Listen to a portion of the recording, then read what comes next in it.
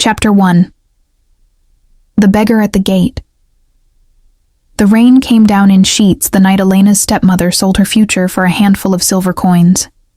She stood in the doorway of the only home she'd ever known, watching the water cascade off the sagging eaves, and felt nothing. Not surprise, not even fear. Just the hollow ache that had lived in her chest since her father died 6 months ago, leaving her to the mercy of a woman who'd never wanted her. "Don't just stand there like a simpleton." Margareta's voice cut through the drumming rain. "Go fetch your cloak. He'll be here within the hour." Elena turned slowly. Her stepmother sat at the scarred kitchen table, counting coins by candlelight. The wedding contract lay beside her elbow, still damp with rain and the beggar's crude signature, a mark really.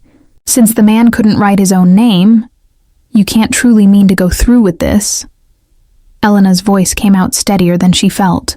"You know nothing about him." Margareta didn't look up. "I know he paid.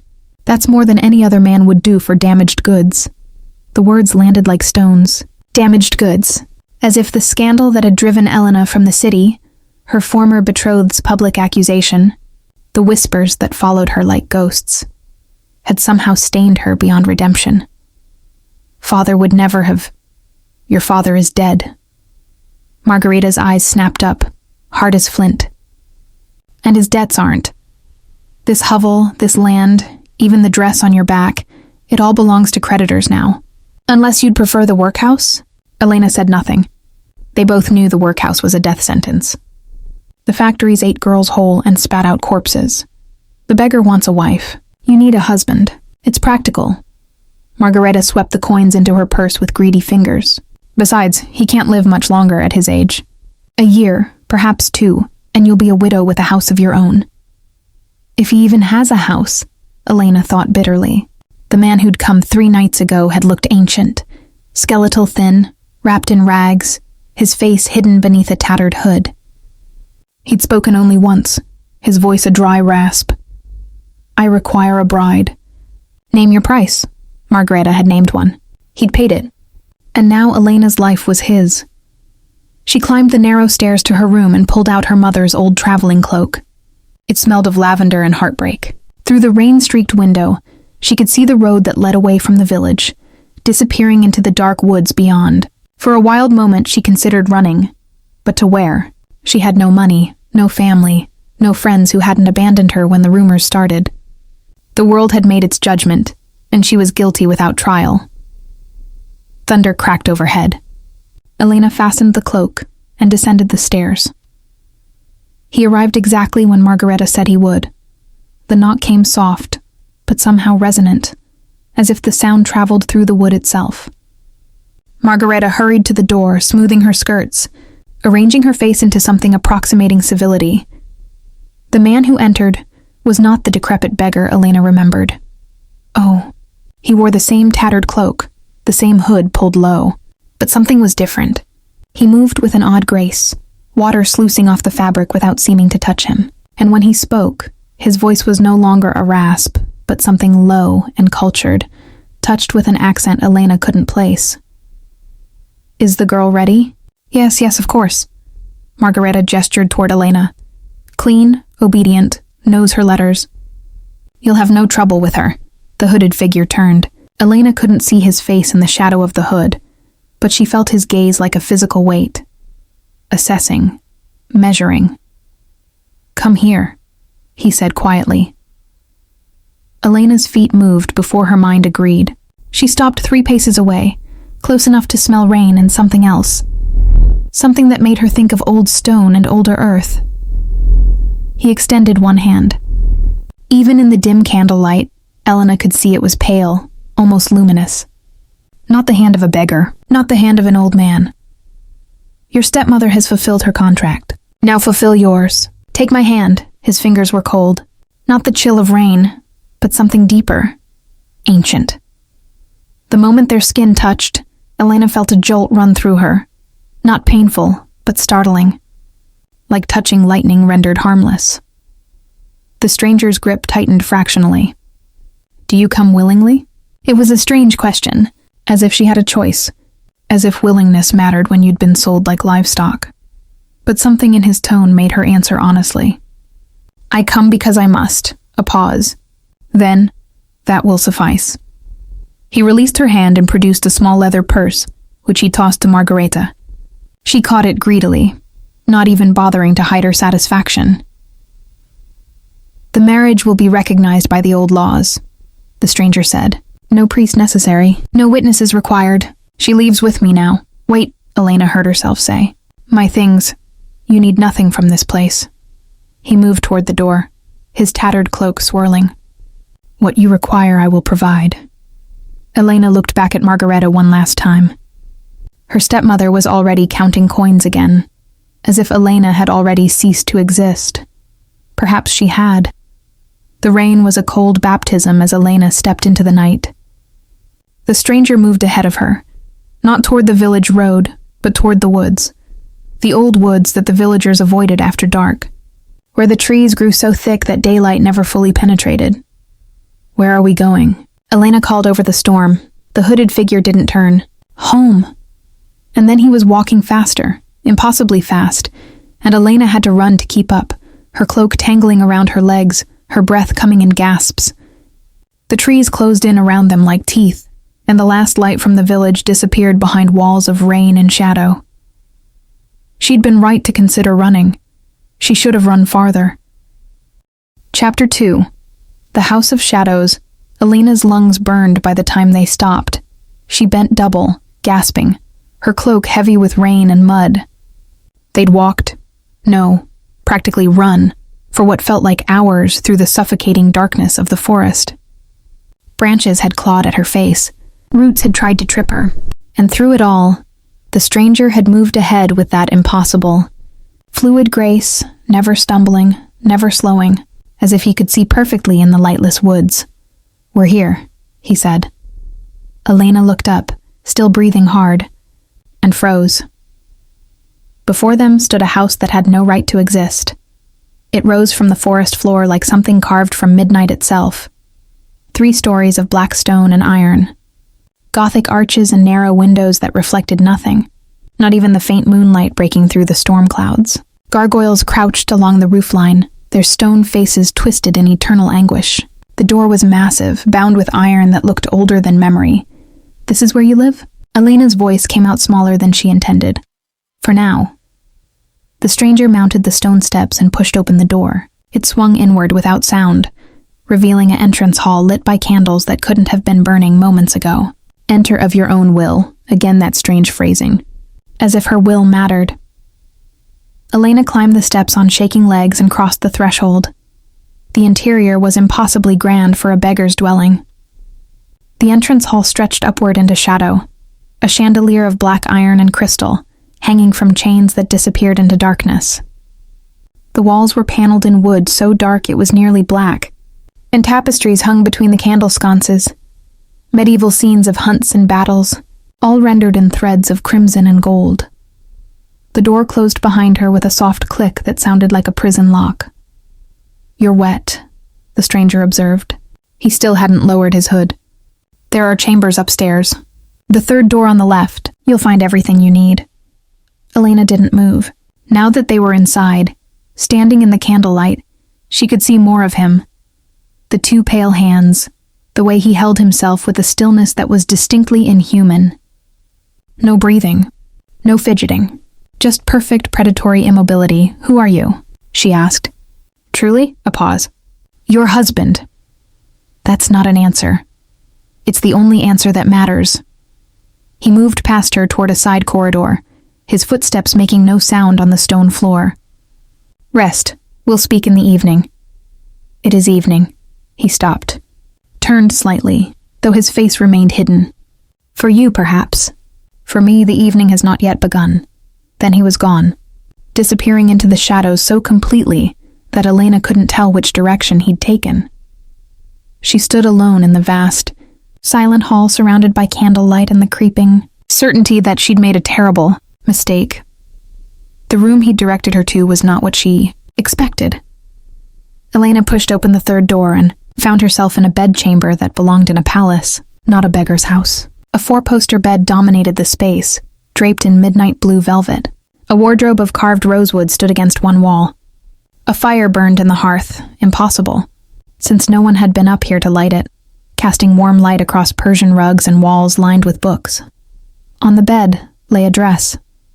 Elena approached it slowly, as if it might disappear. The gown was exquisite, deep burgundy silk with delicate black lace at the sleeves and neckline. The kind of dress a lady would wear, the kind Elena had worn once in another life, before scandal had stripped away her respectability. Beside it lay a note in elegant script, for dinner. 8 o'clock. Elena checked the small clock on the mantel. 7:30. She should have been frightened. Should have been plotting escape. Instead, she found herself drawn to the wash basin in the corner, where steaming water waited in a porcelain pitcher. She stripped off her wet clothes with numb fingers and washed away the rain and mud, watching the water turn gray in the basin. When she slipped into the burgundy dress, it fit perfectly. As if it had been made for her. As if he'd known exactly what size she'd be. The thought should have terrified her. Instead, it raised questions she wasn't sure she wanted answered. At precisely 8 o'clock, she heard the sound, a low bell resonating through the house like a heartbeat. Elena opened her door and found the corridor lit by more of those impossible candles. They guided her down the stairs, through the entrance hall, to a dining room she hadn't noticed before. He sat at the head of a long table set for two. The hood was down. Elena stopped in the doorway, her breath catching. He was beautiful in the way that dangerous things are beautiful. Sharp features, skin like marble, eyes that were too dark and too old for his face. His hair was black, pulled back from a high forehead, and when he looked at her, Elena felt pinned like a butterfly in a collector's case. He was no beggar, no old man, and certainly no human. "Sit," he said quietly, that cultured voice again, now unobscured. "You must be hungry." Elena moved to the chair he indicated, her legs unsteady. The table was laden with food, roasted meat, fresh bread, wine in a crystal decanter. A feast that shouldn't exist in a house with no servants, no kitchen sounds, no sign of life beyond the two of them. "You're not what you seemed," she said, finding her voice. "Neither are you." He poured wine into her glass with a steady hand. "The girl sold by her stepmother. The scandal. The broken betrothal. You carry your wounds well." Heat flooded her cheeks. "How do you—" "I made inquiries before I bought you." He set down the decanter. "I needed to know what kind of woman would be desperate enough to marry a stranger." "And what did you conclude?" His dark eyes met hers. "That you're stronger than you believe. That you've been broken but not destroyed. And that you will serve my purposes perfectly." The words should have angered her. Instead, they sparked something else. A dangerous curiosity that overrode her fear. "What purposes?" Elena leaned forward. "What are you?"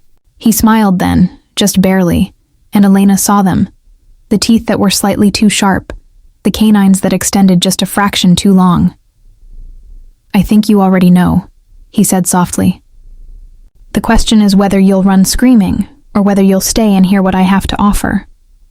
Elena's hand trembled as she reached for her wine glass. She drank, tasting something rich and dark and faintly metallic, and made her choice. "I'm listening." Chapter 3. Blood and Oaths, the vampire, because that's what he was. Elena could no longer pretend otherwise, did not eat.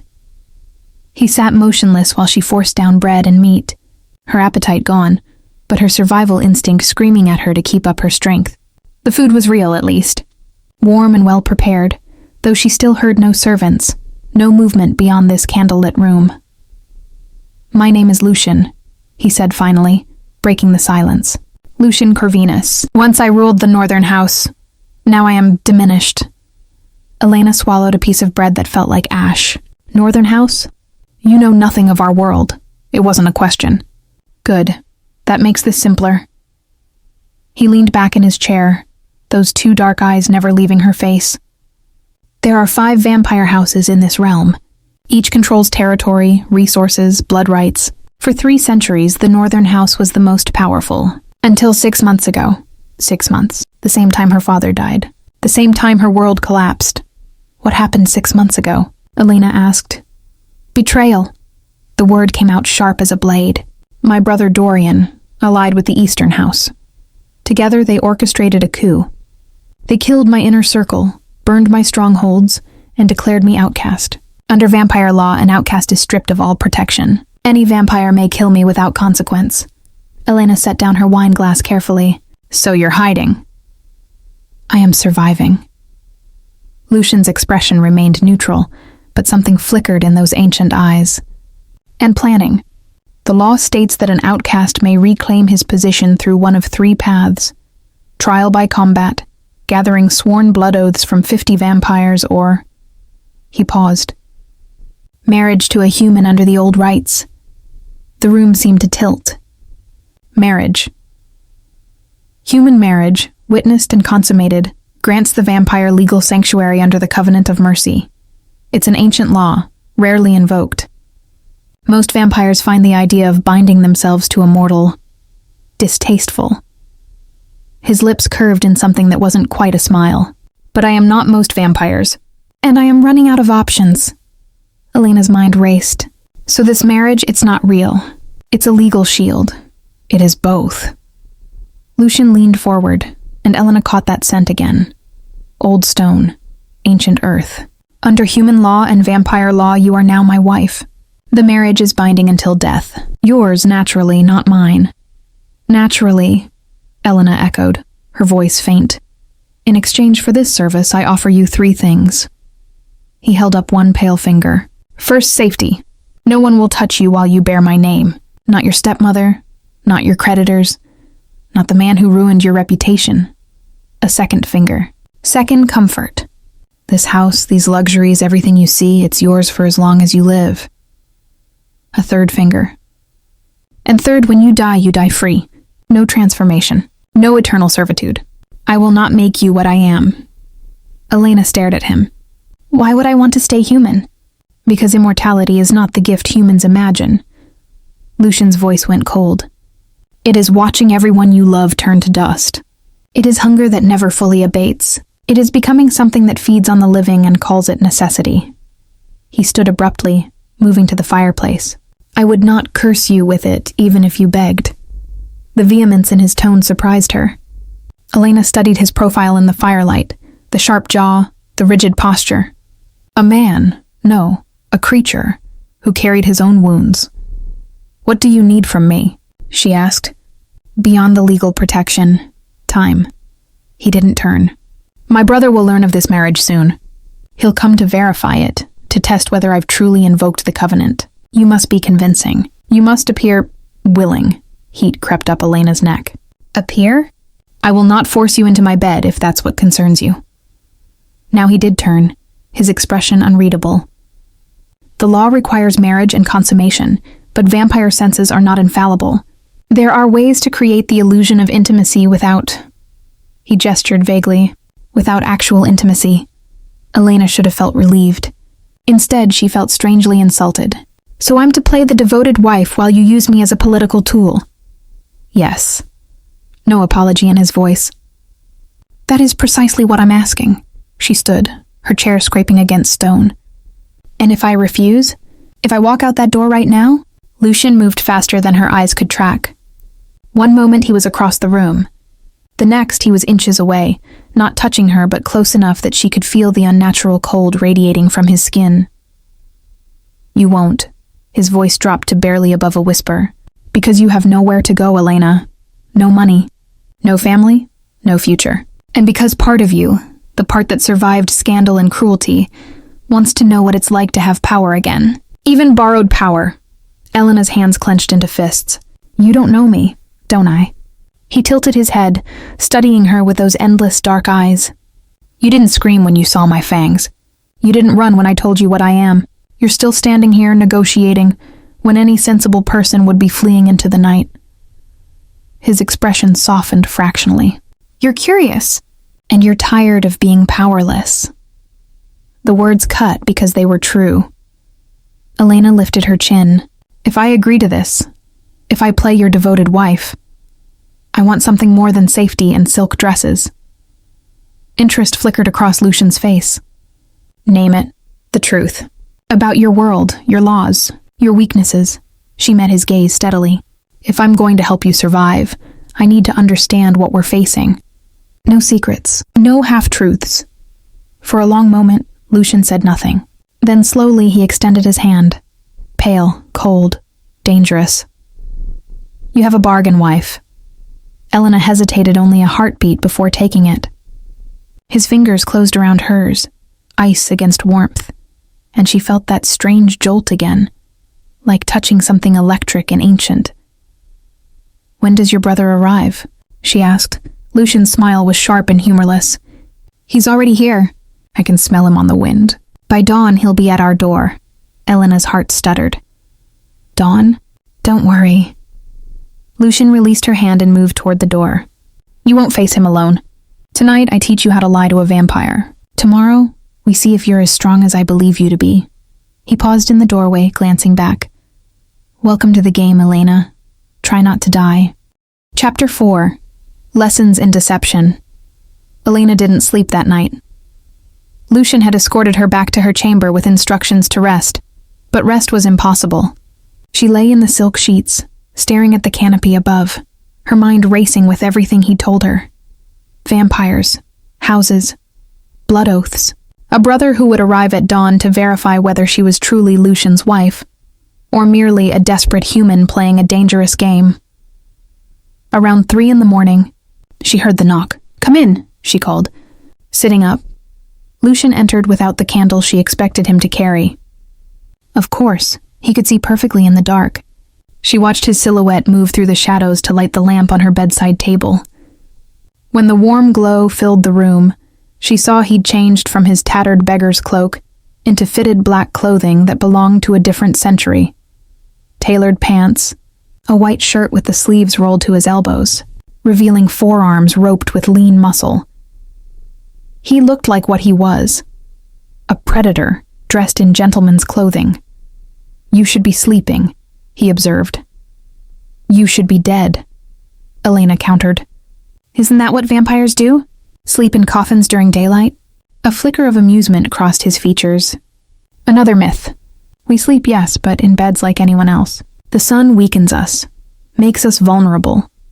But we don't simply die when touched by daylight. He settled into the chair by the fireplace, his movements unnaturally fluid. We have a few hours before Dorian arrives. I need to prepare you. Elena pulled her knees to her chest. Prepare me how? Vampires can sense lies through heartbeat, scent, the micro-expressions humans can't control.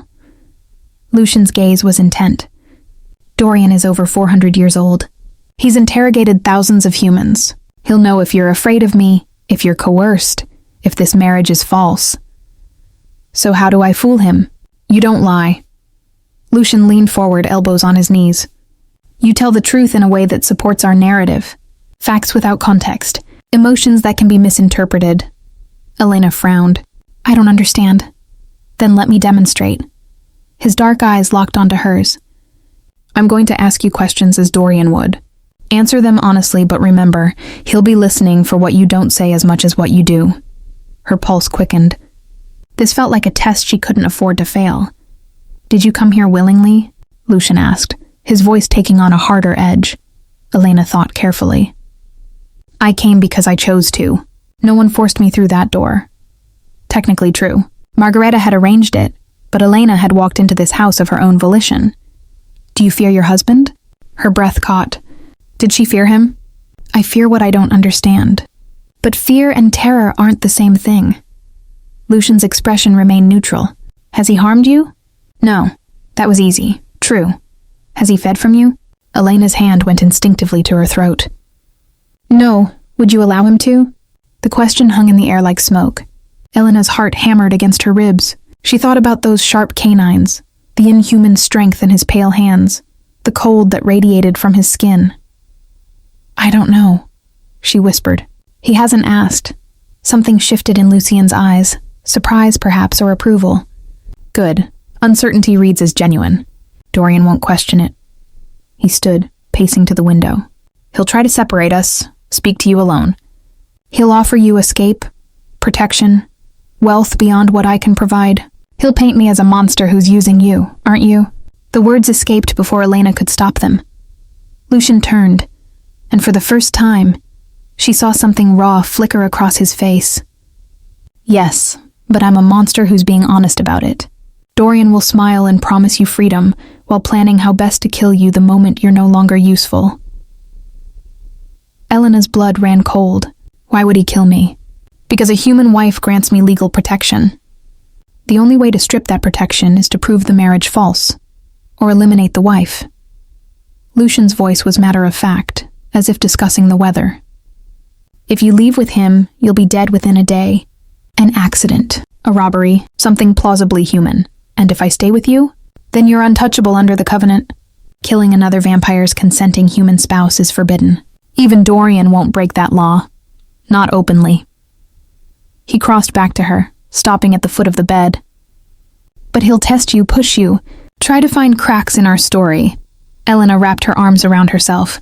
What story? We barely know each other. Then we need to fix that. Lucian settled onto the edge of the bed, maintaining careful distance. Tell me something true about yourself. Something painful, she blinked. Why? Because intimacy requires vulnerability. Dorian needs to believe we've shared something real. His gaze was steady, unflinching. Tell me what broke you, Elena. Before your stepmother. Before this. For a moment she considered refusing, but something in his expression, the careful neutrality that hid deeper interest, made her want to answer. His name was Thomas, she said quietly. We were engaged for 2 years. Everyone said we were perfect together, both from good families, similar interests, similar values. She twisted the silk sheet between her fingers. Then his father's business failed. Suddenly our engagement wasn't advantageous anymore. He needed to marry money, and I had none. Lucian said nothing, just listened with that preternatural stillness. He could have ended it honorably. Elena continued, her voice growing harder, but that would have made him look cruel. So instead he spread rumors, told his friends I'd been indiscreet with other men, that I was damaged, used. Shame burned in her throat even now. By the time my father discovered the lies, the damage was done. No one would believe my denials. Society had already judged me. And your father? Lucian's voice was gentle in a way that surprised her. He believed me, tried to defend me. The stress of it, the scandal, the social ostracism, I think it killed him. Elena's eyes burned with unshed tears. He had a bad heart. The doctors said it could have happened any time. But I know better. I know it was my fault. It wasn't. The certainty in Lucian's tone made her look up. Your betrayer killed your father, not you. Never you. Something in Elena's chest cracked open. This creature, this vampire who'd bought her like property, understood her guilt in a way no one else had. Your turn, she said hoarsely. Tell me something true, something painful. Lucian was quiet for so long she thought he might refuse. Then, I had a wife once, a human woman 300 years ago. Her name was Catherine, and she was everything. Kind where I was cold, hopeful where I was cynical. She knew what I was and loved me anyway. Elena heard the past tense. What happened to her? She grew old. Lucian's voice went hollow. I watched her hair turn gray, her hands become frail, her memories fade. She forgot my name at the end, forgot we'd ever loved each other, and I couldn't stop it, couldn't save her, could only watch her slip away, year by year, until nothing remained but dust and grief. The raw pain in his words struck Elena like a physical blow. Is that why you won't transform me? Why you promised I'd die human? Yes, he met her eyes. I won't watch another person I care for fade away. Better you live one full human life than spend eternity regretting immortality. Another person I care for. The words hung between them, unexamined. Outside, the sky was beginning to lighten. Not true dawn yet, but the gray promise of it. Lucian stood abruptly. He'll be here soon. Remember, tell the truth, but let him draw his own conclusions. Stay close to me, and whatever happens, don't let him separate us. Elena rose, her legs unsteady. Lucian? He paused at the door. Thank you, she said, for being honest about what this is. What we are. Something almost like a smile touched his lips. We're survivors, Elena, both of us. Let's make sure we stay that way. Then he was gone, and Elena was left to dress for an audience with the vampire who wanted them both dead. Chapter 5. The brothers' arrival dawn broke cold and gray over the House of Shadows. Elena stood before the mirror in her chamber, fastening the last button on a deep emerald gown she'd found waiting on her bed. Her hands trembled slightly as she pinned up her dark hair, leaving a few tendrils loose around her face. She looked like a lady again, like someone who belonged in a house of Gothic grandeur rather than a village hovel, like someone who might actually be married to a vampire lord. The thought steadied her somehow. She'd played roles before: the perfect daughter, the dutiful fiancée, the scandal-free lady. This was just another performance, except this time, failure meant death, a soft knock. Lucian entered without waiting for permission, and Elena's breath caught despite herself. He wore formal clothing now, a charcoal waistcoat over a pristine white shirt, his dark hair pulled back severely, emphasizing the sharp angles of his face. He looked every inch the Northern House Lord he'd once been. "You look the part," he said, his gaze sweeping over her with cool assessment. "So do you." Elena turned from the mirror. How long until? Thunder of hooves outside, the crash of the front gates being thrown open. Lucian's expression didn't change, but Elena saw his hands flex once before going perfectly still. "He's here. Remember everything we discussed." "And Elena?" His dark eyes met hers. "Whatever he says about me, whatever truths he reveals, don't show surprise. You're my wife. You already know my sins." Before she could respond, he offered his arm. Elena took it, feeling the unnatural coldness through the fabric of his sleeve, and together they descended the grand staircase. The entrance hall had transformed. More candles burned now, hundreds of them, casting dancing shadows across the tapestries, and standing in the center of it all was a vampire who looked nothing like Lucian. Dorian Corvinus was golden where his brother was dark, blonde hair that fell to his shoulders, eyes the color of amber, a smile that would have been charming if not for the cruelty lurking beneath it. He wore traveling clothes of fine leather and burgundy velvet, and he wasn't alone. 4 other vampires flanked him, all watching with predatory interest. "Brother." Dorian's voice was warm, honey and poison. "How domestic you've become." Lucian's arm tensed beneath Elena's hand, but his expression remained neutral. "Dorian, you've brought an entourage. How unnecessary." "Witnesses," Dorian corrected, his smile widening. "The law requires verification of your claimed marriage. I'm simply following protocol." His gaze shifted to Elena, and she felt it like a physical touch, invasive, assessing, hungry. "And this must be the bride. How human." Elena lifted her chin, channeling every ounce of aristocratic bearing she'd once possessed. "Lord Corvinus, your brother has told me so much about you." "Has he?" Dorian moved closer, circling them like a shark. "And what has my dear brother shared? That I'm a traitor? A usurper?" He stopped directly in front of Elena, close enough that she could smell death on him. Old blood and older earth. "Or did he mention that I'm also his only living family? That we've stood together for 3 centuries until his pride made him insufferable? He mentioned," Elena said carefully, "that you made a choice. As did he, a flicker of something. Surprise? Respect?" crossed Dorian's face.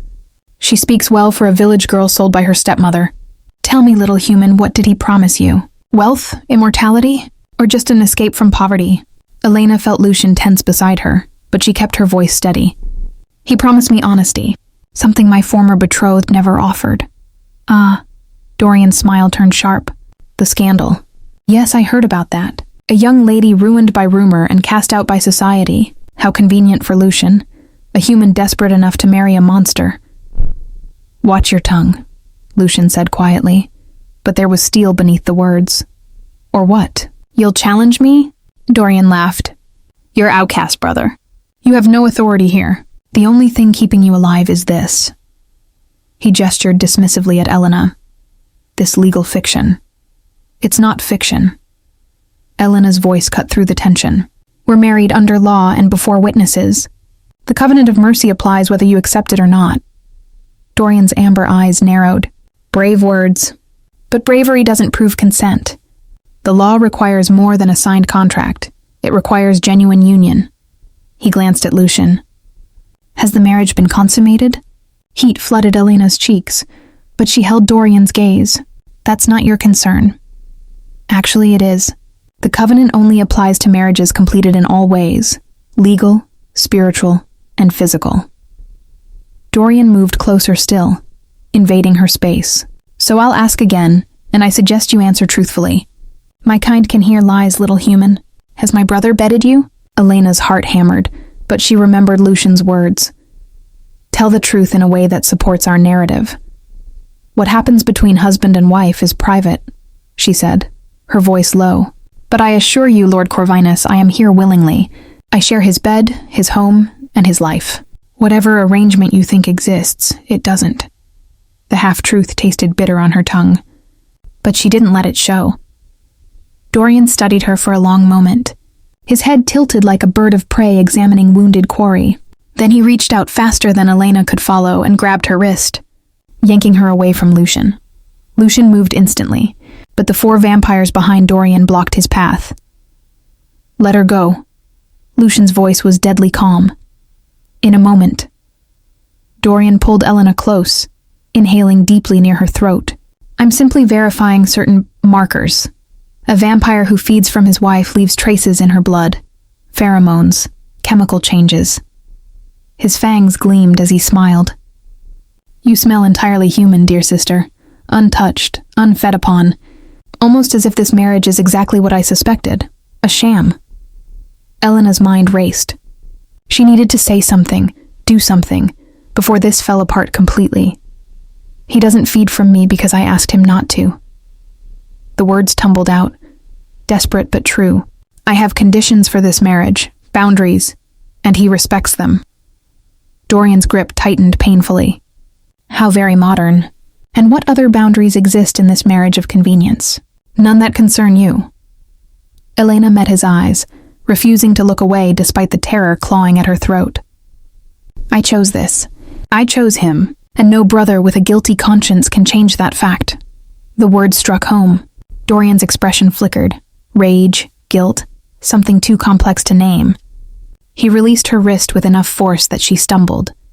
Lucian was there instantly, steadying her, positioning himself between her and Dorian. The gesture was protective, possessive, and utterly convincing. You've verified what you came to verify, Lucian said coldly. The marriage is legitimate. The covenant applies. Now leave my house. Dorian's smile returned, but it was uglier now. Oh, I'm not finished, brother.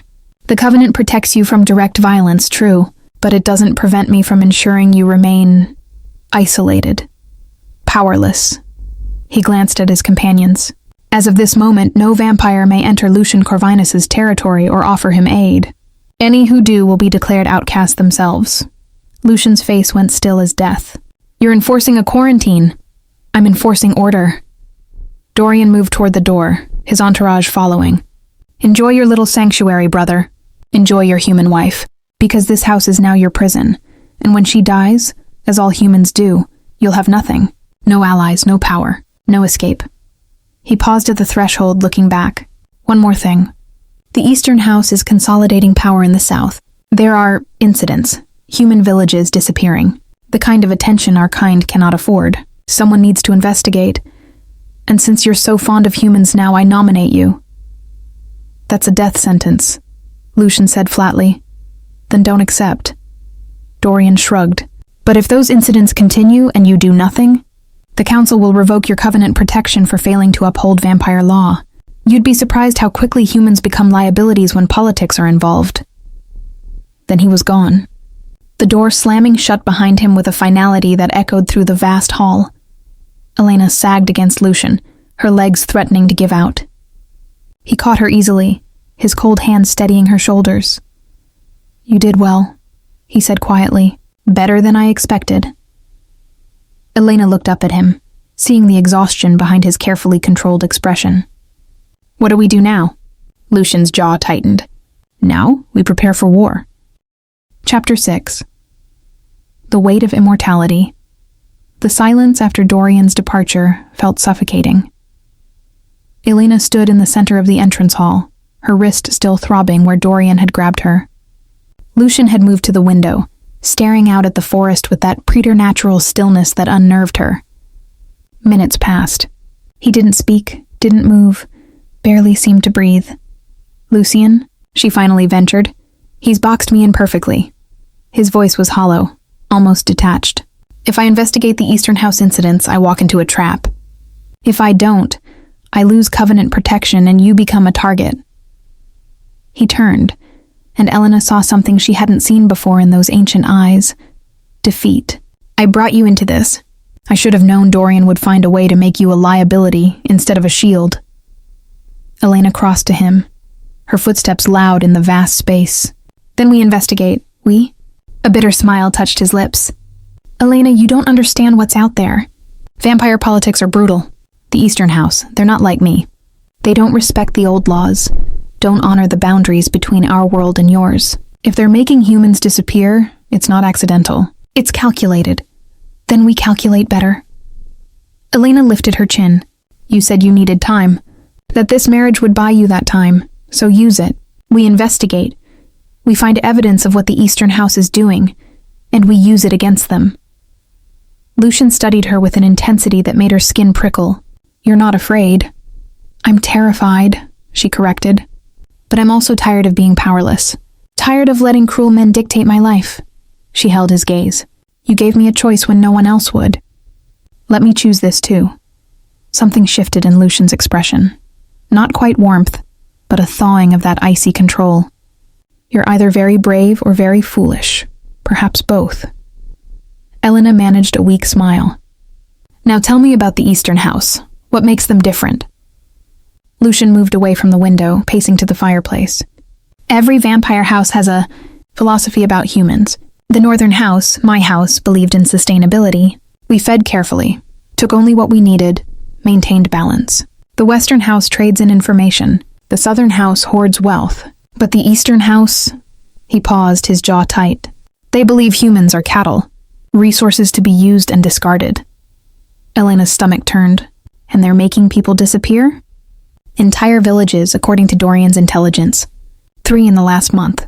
No survivors, no bodies, just empty homes and bloodstains." Lucian's hands clenched.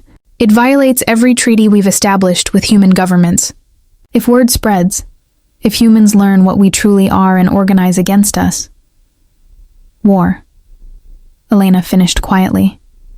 "Extinction. For both species." Lucian met her eyes. "That's why the Council cares. Not from mercy, but from self-preservation. We may be stronger individually, but humans vastly outnumber us. If they ever truly united against vampires, we'd lose." Elena absorbed this, her mind working through implications. "So we need proof. Evidence that the Eastern House is responsible. Then what?" "Then we present it to the Council, and hope they enforce consequences." Lucian's expression was skeptical. "Though I suspect Dorian and the Eastern House have an arrangement. This could be a trap designed to either kill me or further discredit me. Then we don't go alone." Elena crossed her arms. "You said other houses exist. Surely not all of them support Dorian. The Western House might be neutral. Their Lord Valerian values information above politics." Lucian considered this. "But reaching him means crossing hostile territory. And he'll want payment, secrets, favors, blood oaths. Nothing comes free in our world. What kind of secrets?" Lucian's gaze turned sharp. "The kind that could destroy people. Valerian collects leverage like humans collect gold. He'd want to know about you, your past, your vulnerabilities, what you fear most. He'd catalog it all for potential future use." The thought made Elena's skin crawl, but she forced herself to think pragmatically. "What's my past worth compared to stopping a war?" "Elena, I'm serious." She stepped closer. "My scandal, my shame, it's already destroyed my human life. What more can Valerian do with it? Use it against me in vampire politics?" She laughed bitterly. "I'm already at the bottom. There's nowhere left to fall." Lucian was quiet for a long moment. Then, "You're stronger than I gave you credit for. You keep saying that." Elena tilted her head. "Why does it surprise you?" "Because most humans break when they learn what we are. They either run screaming or collapse into terror." His expression softened fractionally. "You negotiated. You strategized. You stood up to Dorian when grown vampires cower before him, Heat crept up Elena's neck at the approval in his tone. I had a good teacher. Those lessons last night, they helped. The lessons helped because you were an apt student. Lucian moved closer, close enough that Elena could feel the cold radiating from him. Tell me something. When Dorian grabbed you, when he threatened you, why didn't you break character? You could have recanted, claimed coercion, and he might have let you go. Elena met his eyes steadily. Because I gave you my word. And because... She hesitated, then pushed forward. Because I'm tired of cruel men winning. Thomas won when he destroyed my reputation. Dorian won when he stole your house. If I'd broken, if I'd let fear control me, they'd have won again. Something flickered across Lucian's face. Surprise, respect, and something deeper that Elena couldn't quite name. He reached out slowly, giving her time to pull away, and tucked a loose strand of hair behind her ear. His fingers were ice against her skin, but the gesture was unexpectedly gentle. You should rest, he said quietly. Tonight we prepare. Tomorrow we leave for the Western House. What about your brother's quarantine? You said no vampire can help you. Valerian doesn't help anyone. He trades. A ghost of a smile touched Lucian's lips. And there are ways to travel that don't require allies. Old ways that most vampires have forgotten. He dropped his hand, stepping back. But they're dangerous for humans. You'll need to trust me completely. Elena thought about everything that had happened in the last 2 days. The marriage, the revelations, the confrontation with Dorian. Every instinct screamed that she should be terrified of this creature who could kill her without effort, who'd bought her like property, who wasn't even human. But when she looked at Lucian, really looked at him, she didn't see a monster. She saw someone who'd kept every promise, who'd been honest about his manipulation, who protected her even when it wasn't strategically necessary. I do trust you, she said, and meant it. Lucian's eyes widened fractionally, as if the words had struck him somewhere unexpected. You shouldn't. I'm using you, Elena. Don't forget that. You're honest about using me. That's more than most men have offered. Elena managed a tired smile. Now tell me about these old ways of travel.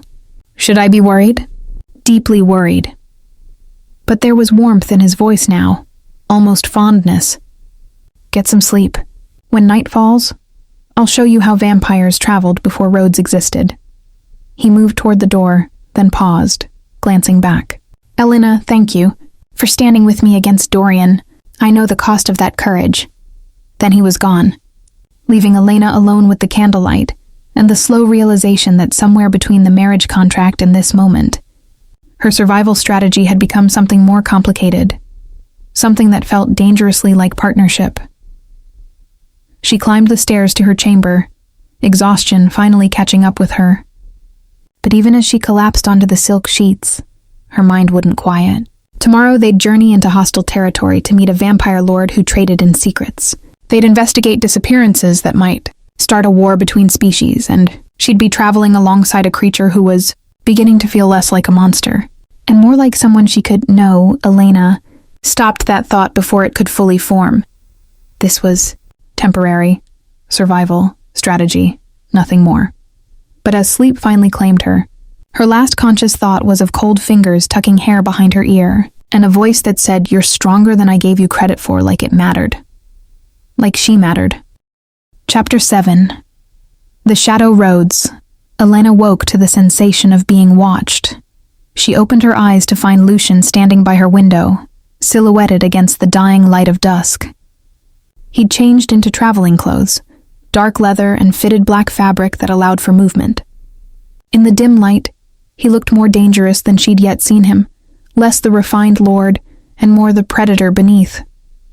It's time, he said without turning. We need to leave before full dark. The shadow roads are easier to navigate during twilight. Elena sat up, pushing back the silk sheets. Shadow roads? An old magic.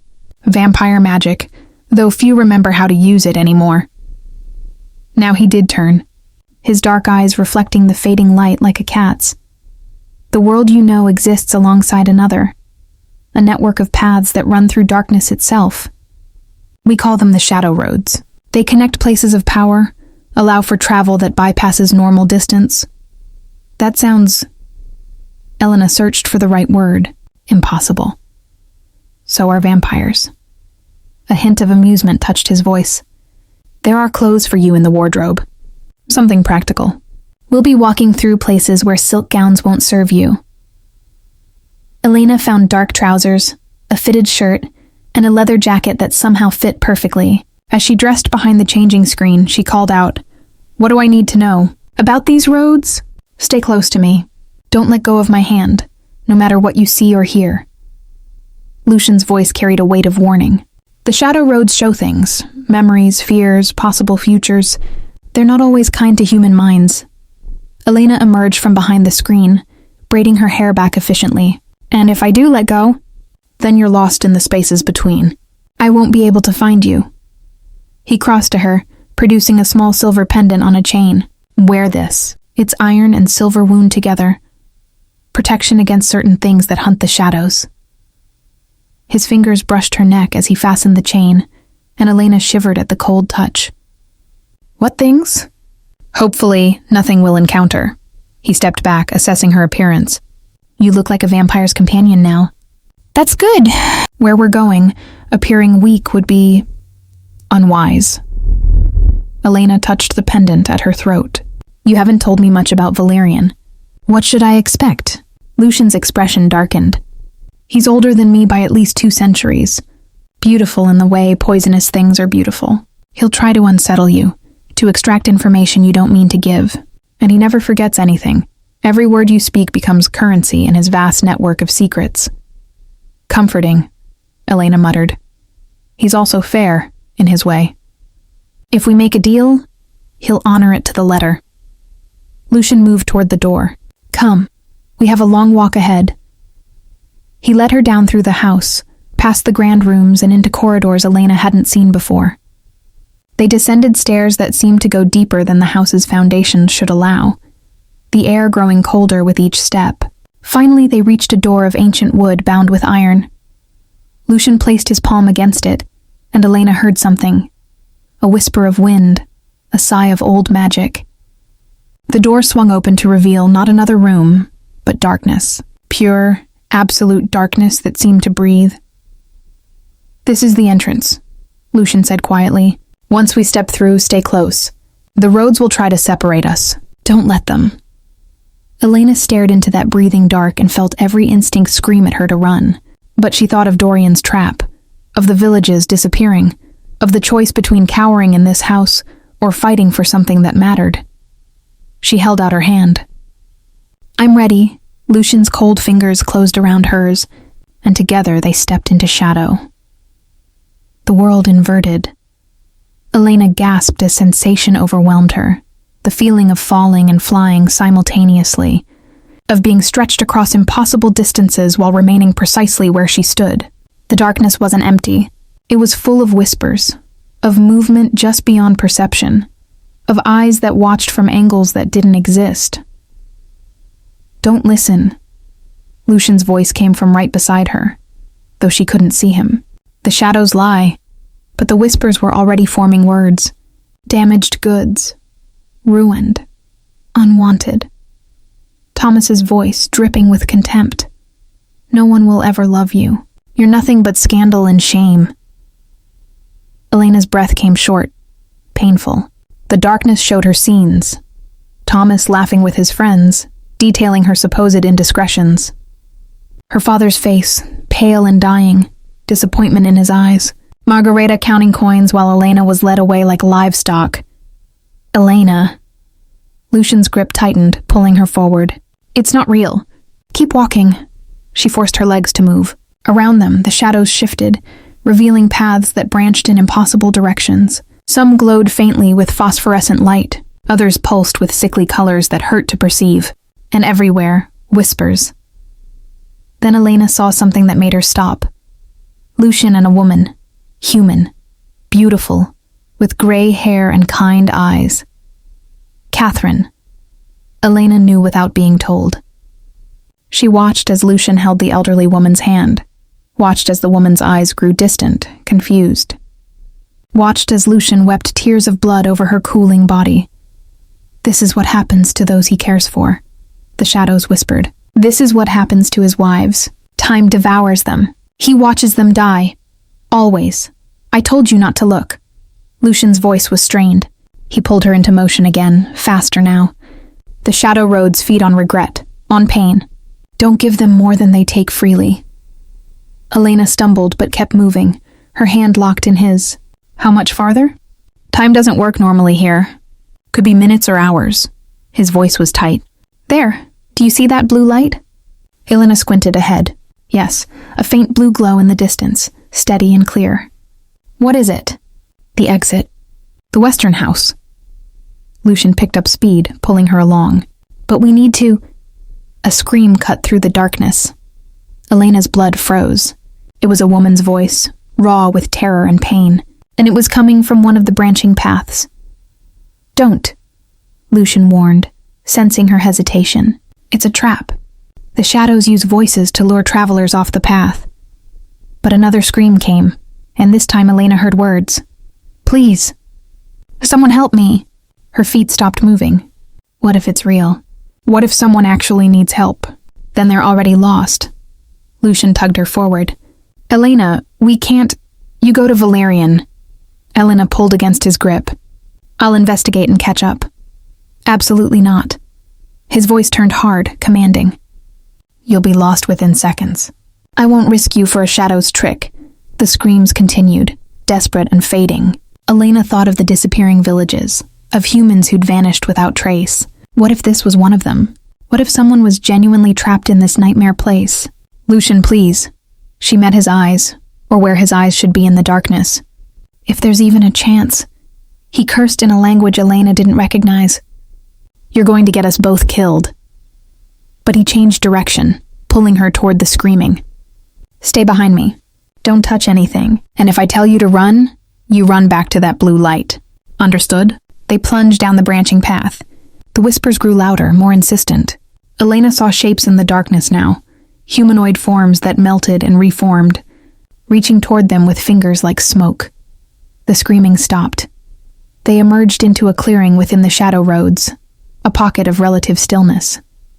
In the center lay a young woman, blonde and pale, wearing a dress that might have been white once. She wasn't moving. Lucian froze. No, that's not possible. What? Elena pressed against his back. That's Catherine. His voice was barely a whisper. But she's been dead 300 years. The woman's eyes opened. They were black from edge to edge, like pits of shadow given form. Her mouth stretched into a smile too wide for a human face. Hello, husband, she said in a voice like breaking glass. Won't you introduce me to your new wife? Then she lunged. Lucian shoved Elena backward as the creature that wore Catherine's face attacked. Elena hit the ground hard, her vision blurring. When she looked up, Lucian was fighting something that shifted between human and shadow, his movements desperate and defensive, and Elena realized with cold certainty that this was the trap Dorian had set all along, not in the Western house, but in the journey there. Chapter 8. Blood and Shadows, Elena. Scrambled backward, as the creature wearing Catherine's face slashed at Lucian with fingers that had become talons of pure shadow. He was fast, impossibly fast. But the creature matched him. Every dodge, every counter, it anticipated, because it knew him. It had Catherine's memories, Catherine's knowledge of how Lucian fought, how he moved, where his weaknesses lay. Run, Lucian shouted, blocking a strike that would have torn his throat. Get to the blue light. Elena's survival instinct screamed at her to obey.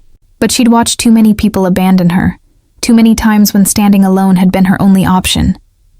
And something in Lucian's desperate movements, the way he fought defensively, unable to truly strike at the thing that wore his dead wife's face, told her he couldn't win this alone.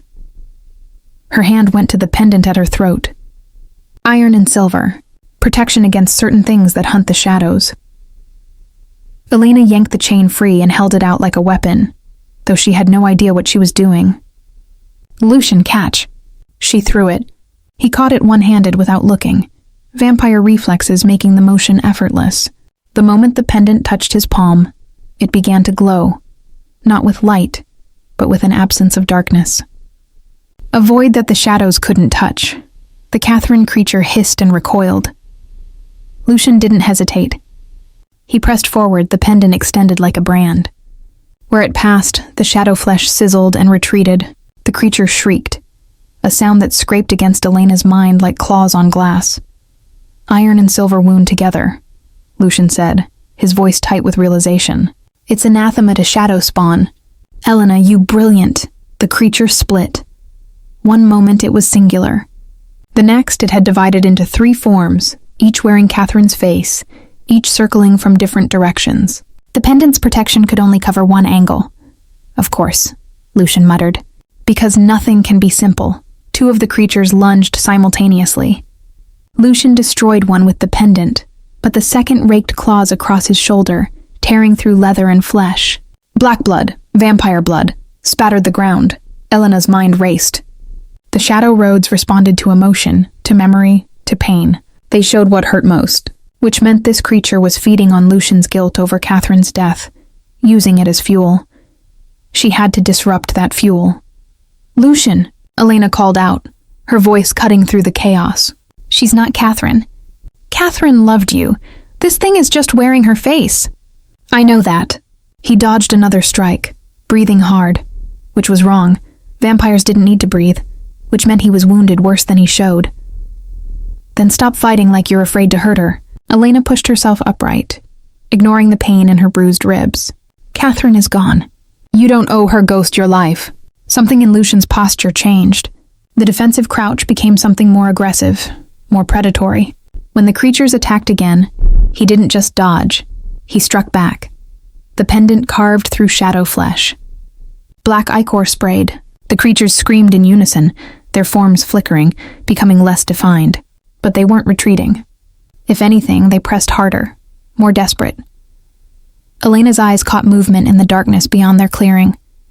More shapes gathering, drawn by the violence, by the blood, by the emotions churning in this pocket of shadow.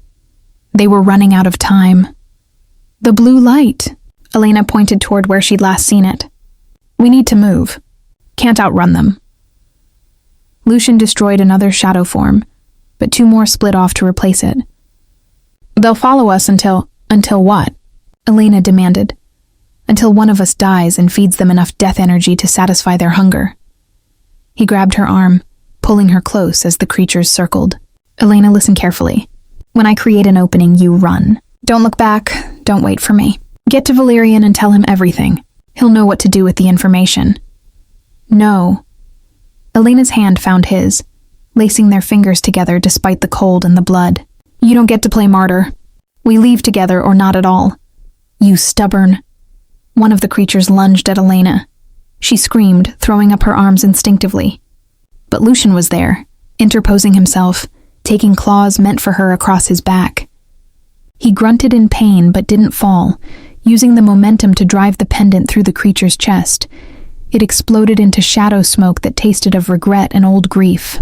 "Why?" Elena gasped, seeing the wounds on his back, seeing how much it cost him to remain standing. "Why protect me? You're not just anything." His voice was fierce despite the pain. "You stood against Dorian. You walked into these roads knowing the danger. You threw me your only protection without hesitation." His dark eyes met hers. "You're my wife. That means something to me, even if it didn't when this started." The admission hung between them, more intimate than any physical touch. The remaining shadow creatures seemed to sense the shift. They coalesced into a single massive form. Catherine's face twisted into something monstrous, eyes leaking black tears. "You replaced me," it said in Catherine's voice, sweet and broken. "You forgot me." "Never." Lucian's hand tightened on Elena's. "I carry you with me every night, every decade, every century. But Elena is not your replacement. She's her own person. And I won't let you use my guilt to destroy her." He raised the pendant high. It flared with that void light, and Elena felt something else, her own will, her own determination, feeding into it. The iron and silver weren't just Lucian's protection. They were hers too, their combined resolve. The creature shrieked and rushed them.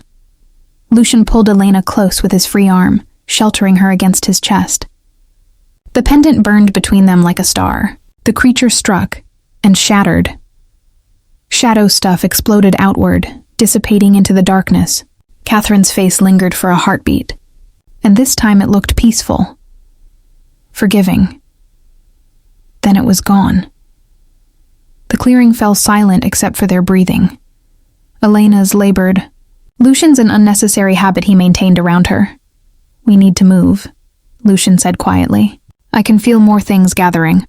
That fight attracted attention. Elena pulled back enough to look at him. His face was pale even by vampire standards, black blood still seeping from the wounds on his back and shoulder. "Can you make it?" "I'll have to." But when he tried to step away, he swayed. Elena caught him, surprised by how heavy he was, how much of his weight suddenly rested on her. "You need blood," she realized, "to heal."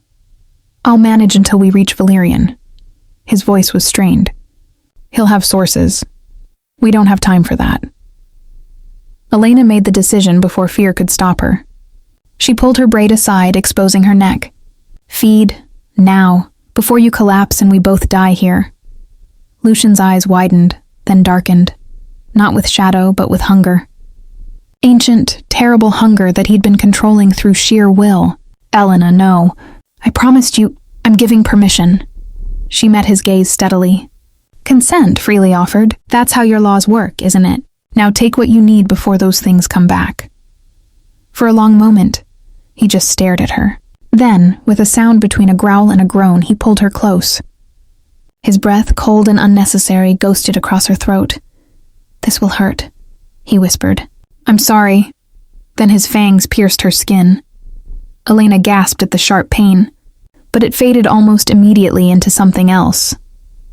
Warmth, connection, a sense of Lucian's presence in her mind, not invasive, but there. She felt his hunger, yes, but also his careful control. He took only what he needed, nothing more, despite the desperate want she sensed beneath his restraint. When he pulled away, his wounds were already closing. Color had returned to his face, and his eyes, when they met hers, held something Elena couldn't quite name. "Thank you," he said hoarsely. "That was... You saved my life, twice." Elena touched her neck. "2 small punctures already sealing. Where even then? You've saved mine at least that many times." A ghost of a smile. "Keeping score? Someone has to." Elena swayed slightly, blood loss probably, and Lucian caught her. "Can you walk?" "To the blue light?" She nodded. "Yes, let's get out of this nightmare." Together, supporting each other, they made their way back to the main path. The blue glow beckoned ahead, and this time nothing stopped them. They stepped through and emerged into a palace made of moonlight and lies. Chapter 9. The Lord of Secrets. The western house was nothing like Lucian's Gothic fortress. Elena and Lucian stumbled from the shadow road into a hall of impossible geometry. Walls that curved into themselves. Floors of polished mirror that reflected skies instead of ceilings. Chandeliers that hung upside down yet defied gravity. Everything gleamed with pearl and silver. Beautiful and disorienting in equal measure. "Welcome." The voice came from everywhere and nowhere. How delightful. Lucian Corvinus, the fallen lord, and his human bride, still warm from feeding him. How intimate. A figure materialized before them. Not walking. Simply appearing as if he'd always been there and they'd only just noticed. Valerian was beautiful in a way that hurt to perceive, like staring at something too bright. Platinum hair fell past his shoulders, framing features that were simultaneously masculine and androgynous, sharp and soft. His eyes were silver, true silver, like liquid metal. And when he smiled, Elena saw fangs that looked more like art than weapons. "Lord Valerian," Lucian said, straightening despite his obvious exhaustion. "We seek audience." "Oh, I know what you seek." Valerian circled them with predatory grace, his movements fluid as water. "Information about the Eastern House. Proof of their treaty violations. Leverage against your brother."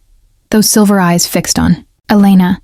"And this little mortal hopes to prove she's more than a pawn in games she barely understands." Elena's throat still ached from Lucian's feeding, but she lifted her chin. "You're well informed. I'm always well informed. That's rather the point." Valerian stopped in front of her, close enough that she could smell something sweet and cloying, like flowers left too long in a vase. Tell me, Elena Corvinus, such a lovely name, by the way. Do you know what you've become? His wife, she said steadily, his anchor. Valerian's smile widened. A vampire who feeds from his human spouse creates a bond. Chemical, magical, irrevocable. You're in his blood now. He'll be able to sense you across distances, feel your emotions, know when you're in danger, and you... He leaned closer, inhaling. You'll begin to change. Not transformation, nothing so dramatic, but heightened senses, longer life, a touch of the night in your veins. Elena's eyes darted to Lucian. Is that true? His expression was carefully neutral. It's a possible side effect. I was going to tell you, after I'd already agreed to let you feed. Elena's anger flared. That seems like information I should have had beforehand. Would it have changed your decision? Lucian asked quietly. I was dying. We were both about to die. He was right, and Elena hated that he was right. She looked back at Valerian. What do you want from us? Straight to business. I like her, Lucian. Much better than Catherine. She was all poetry and melancholy. Valerian waved his hand and furniture appeared. A settee for Elena, chairs for the vampires, a table laden with refreshments. Sit, let's discuss terms like civilized creatures. Elena sank onto the settee, grateful to be off her feet. Lucian remained standing, positioned slightly between her and Valerian in a gesture that was pure protection. I can give you what you seek, Valerian continued, pouring wine into crystal glasses. I have documented evidence of the Eastern House's activities. Names, dates, locations. Proof sufficient for the council to act. He offered a glass to Elena. The question is, what will you pay for it? What do you want? Lucian asked. From you? Nothing. Your debts are already substantial, and frankly, you have little left to trade. Valerian's attention shifted to Elena. But your wife, she's a different matter. Elena's fingers tightened on the wine glass. You want information about me? I want honesty. Valerian settled into his chair with unsettling grace. 3 questions. You answer them truthfully, and I will know if you lie, and the evidence is yours. Refuse even one, and you leave empty-handed.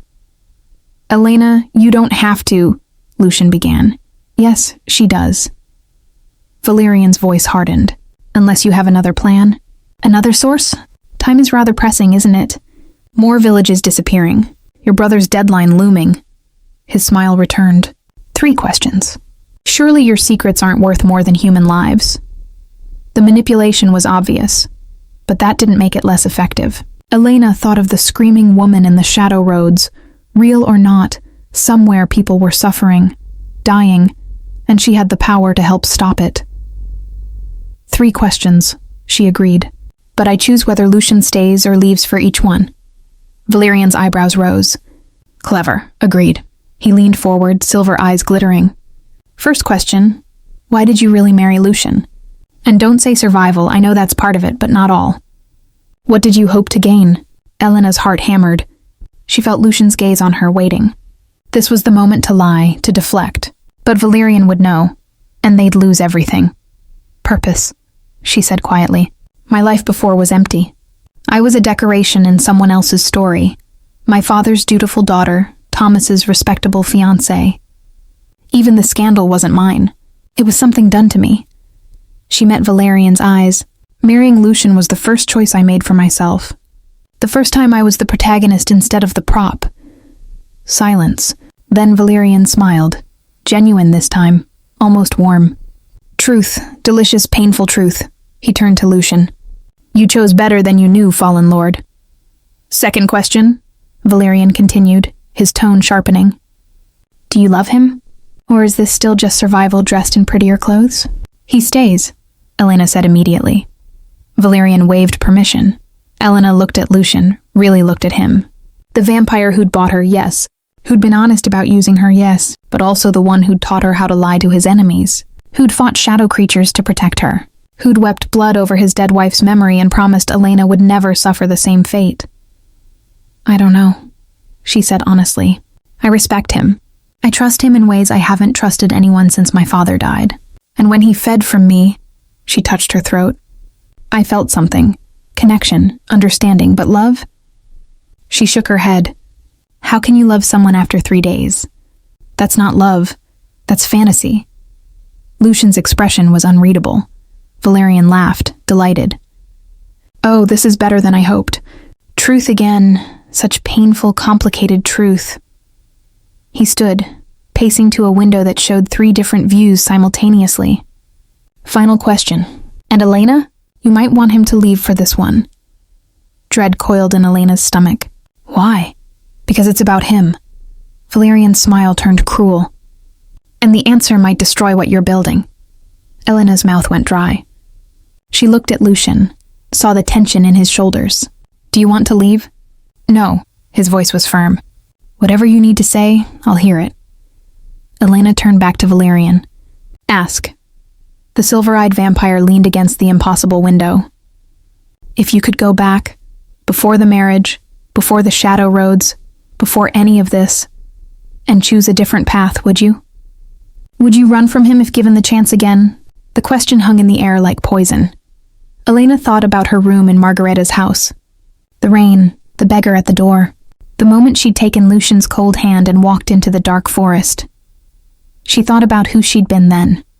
Broken, hopeless, already half dead, and who she was now, exhausted, terrified, but alive in a way she hadn't been in months. No, she said softly, I wouldn't run. I'd choose him again, choose this, even knowing everything I know now.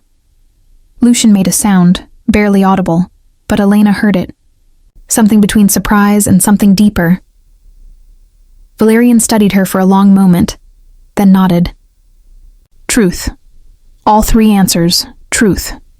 He clapped his hands once and a leather folder appeared on the table. The evidence as promised. Names, locations, testimonies from surviving humans. More than enough to force the council's hand. Elena reached for it with shaking hands. One warning, Valerian added. The Eastern House won't surrender quietly, and your brother, Lucian, has invested too much in this alliance to let you expose it without retaliation. His expression turned serious. You're walking into a war, both of you. Make sure you're prepared for what that means. Lucian picked up the folder, checking its contents quickly. We're prepared, are you? Valerian's gaze moved between them. Because wars require sacrifice, and I wonder, when it comes time to choose between winning and protecting her, which will you choose, Fallen Lord? Lucian's hand found Elena's shoulder. Both. I choose both. Then you're either remarkably brave or catastrophically foolish. Valerian moved toward a door that hadn't existed moments before. The shadow roads will take you back. Try not to die along the way. I've grown fond of your story. Then he was gone, leaving them alone with evidence that could start a war and a connection neither of them had asked for, but could no longer deny. Chapter 10. The Choice. The journey back through the shadow roads was different. Elena felt it the moment they stepped into the darkness. That pull Valerian had mentioned, the bond created by blood. She could sense Lucian beside her even when she couldn't see him, could feel his determination and his fear like echoes of her own emotions. When the shadows whispered their lies, his presence steadied her. When they showed her Thomas's mocking face, she felt Lucian's cold anger on her behalf. They emerged into his house as dawn broke, both exhausted but alive. Rest, Lucian said, the leather folder clutched in his hand. I need to review this evidence, plan our presentation to the council. You've been through enough. But Elena caught his arm before he could leave. What Valerian said about the bond about me changing, is it really irreversible? Lucian turned, and in the gray morning light filtering through the windows, he looked almost human. Almost vulnerable. Yes, the first feeding creates the connection. Subsequent feedings would strengthen it, but the foundation is already there. He paused. I should have told you before. I had reasons. Time pressure, life or death circumstances. But they were excuses. You deserved the choice. Would you take it back? Elena asked. If you could? His dark eyes searched her face. Would you want me to? It was an impossible question. The bond meant being tied to a vampire, to a creature who would outlive her by centuries, to a world of blood and politics and eternal night.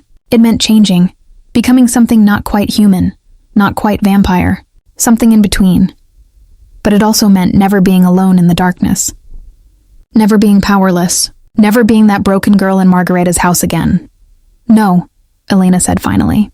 I wouldn't want you to take it back. Something in Lucian's expression softened. He reached out slowly, cupping her face with one cold hand. You're extraordinary. You know that? I'm terrified, she corrected. I'm exhausted. I'm in over my head. And still standing. His thumb brushed her cheek. Still fighting. That's what makes you extraordinary. The moment stretched between them, charged with everything unspoken. Elena's heart hammered, from fear, from exhaustion, from something else entirely. She could feel his hunger through the bond, carefully controlled, but present. And beneath it, something deeper, something that felt like... A crash from downstairs shattered the moment. Lucian moved instantly, positioning himself between Elena and the door. Stay behind me. They descended the stairs to find the entrance hall in chaos. The massive door had been blown inward, iron hinges twisted like paper, and standing in the wreckage was Dorian, flanked by a dozen vampires in the crimson and black of the eastern house. Brother. Dorian's smile was sharp as knives. Did you really think I wouldn't know? That I wouldn't have spies in Valerian's court? He held up a duplicate of their leather folder. Your evidence. So carefully gathered, so damning. He tossed it into the fireplace. It caught immediately, flames consuming paper and truth, and so easily neutralized. Lucian's hand found Elena's, pulling her close. The council will still investigate. Will they? Dorian gestured, and two of his vampires dragged forward a human woman, young, terrified, marked with bite wounds. This is Sophia, a resident of Millbrook, one of the disappeared villages. She'll testify that the northern house attacked them. That you, dear brother, were leading the raids. That's a lie. Lucian's voice went deadly cold. Is it? She'll swear to it. We've been very... persuasive.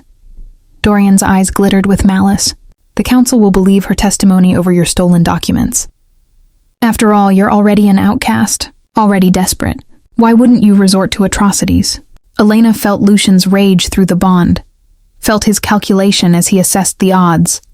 13 vampires against one wounded vampire and a human. They couldn't win this fight. What do you want? She asked, stepping forward despite Lucian's attempt to hold her back. Dorian's attention shifted to her with predatory focus. Ah, the bride speaks. How refreshing. He moved closer, circling like a shark. I want what I've always wanted, my brother's complete destruction. But I'm not unreasonable. I'll offer you a choice, little human. Don't listen to him, Lucian warned. Choice 1. Dorian continued as if Lucian hadn't spoken. You renounce your marriage publicly, claim coercion, fear, manipulation. The covenant protection ends, Lucian dies, and you walk away with enough gold to live comfortably for the rest of your natural life. Elena's stomach turned. And choice 2? You maintain this farce of a marriage. In which case, I present this evidence to the council, have Lucian executed for treaty violations, and you die with him as his accomplice. Dorian's smile widened. Either way, my brother loses. The question is whether you lose, too. Through the bond, Elena felt Lucian's despair. He'd known this was coming, had been preparing for it, but the reality was still crushing. He squeezed her hand once, a goodbye, a release, permission to save herself. Elena looked at the vampire who'd bought her 3 days ago. Who'd been honest about using her, who'd fought shadows to protect her, who'd promised she'd die free and human, and had kept every promise he'd made. She thought about Valerian's question. Would you choose him again? No, she said clearly. Dorian's eyebrows rose. No to which option? No to both. Elena pulled free of Lucian's grip and walked toward Dorian, ignoring the hiss of warning from the Eastern House vampires. You want me to choose between saving myself and standing with him? I choose a third option. I choose to fight. Elena. Lucian's voice carried warning and something else. Hope, maybe. Or horror. She stopped in front of Dorian, tilting her head to expose the bite marks on her throat. He fed from me. The bond is established. Which means I'm not just his legal wife. I'm his blood-bound companion. Under vampire law, that makes me entitled to challenge your accusations directly. Dorian's expression flickered. Humans can't challenge, bonded humans can. It's an old law, rarely invoked, but Valerian mentioned it. Elena was bluffing, half remembering fragments of conversation, gambling everything on Dorian's uncertainty. I have the right to demand trial by testimony. My word against your coerced witness. Equal standing before the council, silence. Then one of the Eastern House vampires whispered something to Dorian. His jaw tightened. You're cleverer than you look, he said coldly. But even if I agree to a trial, which I haven't, you'll lose. My witness is compelled to testify against Lucian. What do you have? Your love story? Your faith in a monster? I have the truth. Elena's voice didn't waver. And I have something else. I'm human. Fragile. Sympathetic. The council knows that bonded humans can sense their vampire's nature through the connection. If I swear before them that Lucian is innocent, that I know through our bond that he didn't commit these atrocities, they'll believe me. She smiled without humor. Because what human would lie to protect a vampire if she truly knew he was a monster? Dorian stared at her, calculation warring with fury in his amber eyes. Then slowly he began to laugh. Oh, brother, you chose so much better than I gave you credit for. His laughter cut off sharply. Fine, trial by testimony. 3 days hence before the full council. But know this, little human. If you lose, if the council rules against Lucian, I won't give you the mercy of a quick death. I'll make you watch him burn, and then I'll ensure your last days are long and extraordinarily painful. If I win, Elena asked, then Lucian's name is cleared, and I'll withdraw my challenge to the Northern House. Dorian's smile turned vicious. But you won't win. Because I know something you don't. Your bond is new, untested. When the council questions you under compulsion, when they push into your mind to verify your truth, that fragile connection will shatter, and you'll see exactly what kind of monster you've bound yourself to. He gestured to his vampires. They withdrew, dragging the terrified Sophia with them. The door reformed behind them through some trick of vampire magic, sealing shut. Elena stood alone in the entrance hall, her knees suddenly weak. Lucian caught her before she fell, his arms cold and steady around her. That was incredibly foolish, he said softly. Brave but foolish. It bought us time. Elena leaned against him, feeling his heartbeat, slow and inhuman, against her cheek. 3 days to prepare, to strengthen the bond, to say goodbye. Lucian's voice was gentle. Elena, when the council compels you to see my true nature, you'll see 300 years of feeding, of violence, of necessary cruelty. You'll see every drop of blood I've spilled, every human I've killed. The bond won't survive that kind of revelation. Elena pulled back to look at him. Then we make sure it does. We have 3 days, Lucian. Teach me. Show me who you really are. All of it. The darkness and the guilt and the monster underneath. Let me choose you with my eyes open, so when the council tries to break me, I'll already know. And I'll choose you anyway. For the first time since she'd known him, Lucian Corvinus looked genuinely shocked. You don't know what you're asking? Yes, Elena said firmly. I do. Now tell me, do we have a chance? He stared at her for a long moment. Then, incredibly, he smiled. Small and real and almost hopeful. With you? Perhaps we do,